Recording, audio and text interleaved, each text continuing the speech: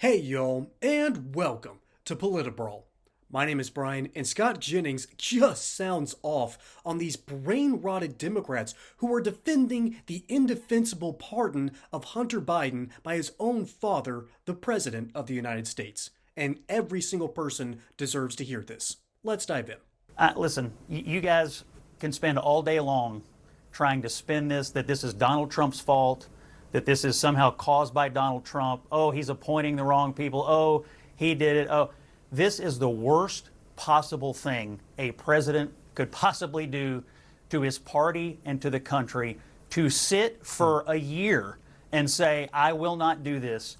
I will not do this. The rule of law is sacred. We have to respect the justice system. Juries, we have to respect juries. We have to respect the guardrails and the norms of our democracy.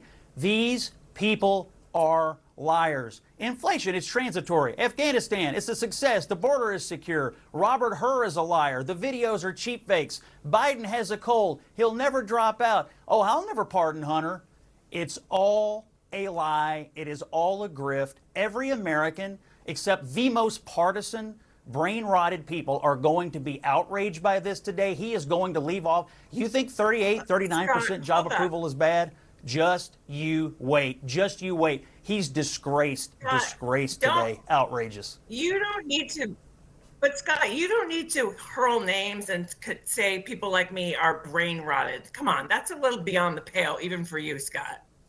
Listen, I disagree. Stand up for yourself. You don't have to defend this. He's leaving office.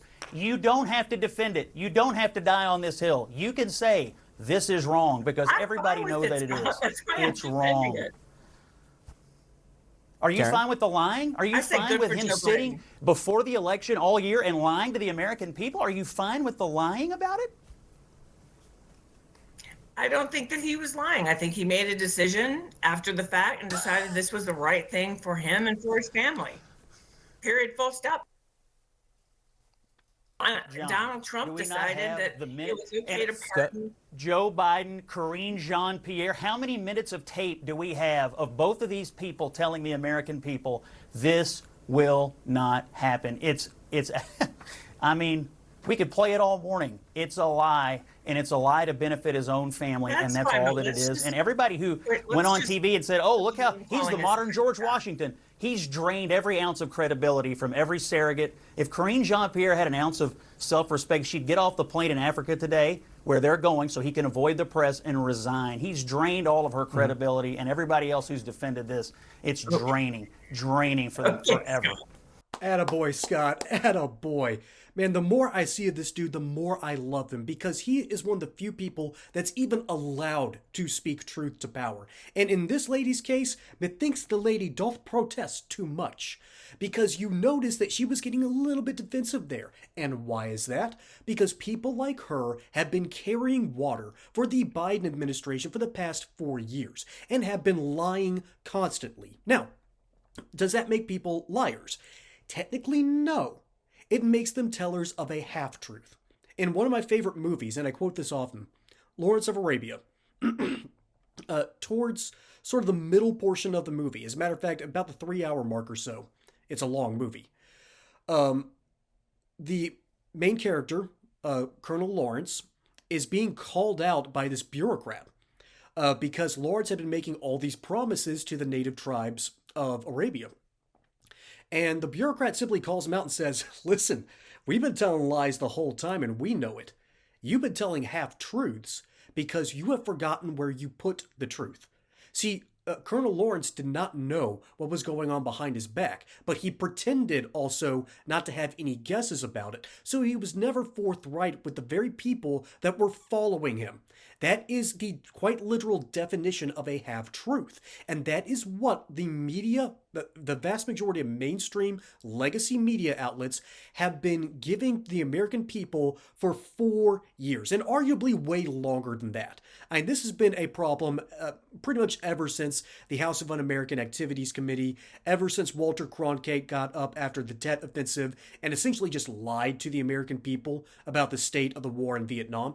We won the Tet Offensive, and Walter Cronkite lied about it. And ever since then, journalists have gotten bolder and bolder and have stretched the truth like silly putty. Well, eventually, stretch Armstrong, you stretch him a little bit too far. And that's exactly what happened with the Biden administration. All of this house of cards that have been built for decades finally came tumbling down, at least in the case when it came to the facade of the truth spewed by the mainstream media. Look, I don't really care deep down that Joe Biden pardoned his son. When you're the president and you have that ability, gonna be honest, that's within your purview. As much as I might go, no, this guy has done some very disturbing crimes. And when I say disturbing, I'm not saying the weird stuff he did with hookers. Okay, I don't judge that kind of stuff. There's a reason people say what happens in Vegas stays in Vegas, right?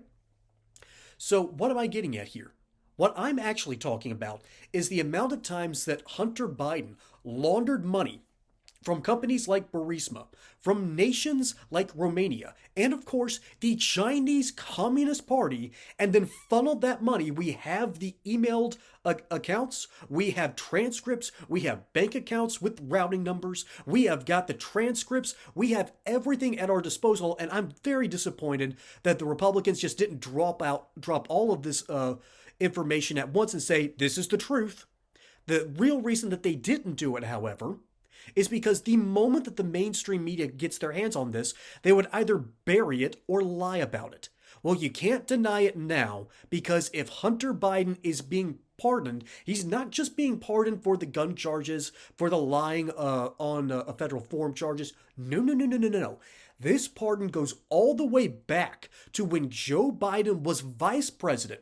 Remember when he gave a little phone call to the head of state of Ukraine and said, hey, if you don't remove this prosecutor who is looking into my son and his company, I am going to illegally withhold your money. You know, the very same thing Donald Trump got impeached for? Yeah, Hunter Biden, who was the centerpiece of that corruption, well, he gets pardoned. That's what I'm mad at. I am not mad that Hunter Biden gets a pardon from his father. No. I'm mad that there's going to be no comeuppance from the media, who were forced to admit that Joe Biden was mentally unable to be the president when he gave that stinker of a debate performance. The American people saw it, and it was no longer defensible. And so the media had to drag Joe Biden through the mud and just pray that the only person that could take the money already raised for Joe Biden, that being Kamala Harris, and pray that she was at least half as competent as Joe Biden wants to be. And turns out she's one of the worst politicians in American history at the federal level.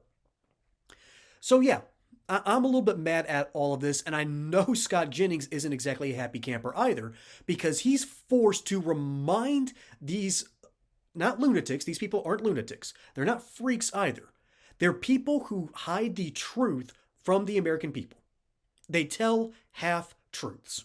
That's what they've been doing for decades. That's what their money is based on, all right? That's what their audience wants. And it's time for the cows to come home. It's time for the chickens to come home to roost. The rooster has crowed. The sun has set.